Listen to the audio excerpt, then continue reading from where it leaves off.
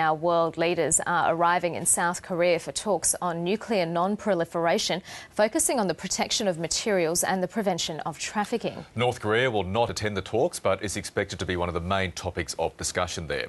The ABC's China correspondent Stephen McDonald is there, and he filed this report a short time ago. Well, the Nuclear Security Summit gets underway here in Seoul today. And what is it that this meeting's supposed to be looking at? It's these so-called terrorist groups or non-state combatants getting hold of nuclear weapons. This seems like such a crazy idea that we need not worry about it, but there are plenty of people who think it's a genuine possibility. Here's an example. In Pakistan, they could be moving some nuclear warheads from one place to another, or some highly enriched uranium or plutonium. Al-Qaeda gets word of this, hits the convoy, and bang, they've got what they need. Or they might have a sympathiser inside a nuclear weapons facility to get them the material. But the conference is not supposed to be looking at states. So what are they going to do? Criticise Pakistan? Well, no, they're not. And of course, looming large here is North Korea, about an hour up the road behind me.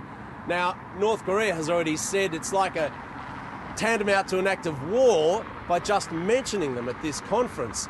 But President Obama comes here, he goes straight from the airport up to the demilitarised zone, and what's he doing? Looking through his binoculars across at the North Koreans. They're going to be absolutely furious at this. But they've got their own allies at the conference.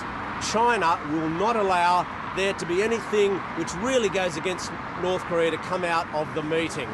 And in fact, this is going to be a problem for the conference full stop, because there has to be complete agreement for anything to happen. So here's a question.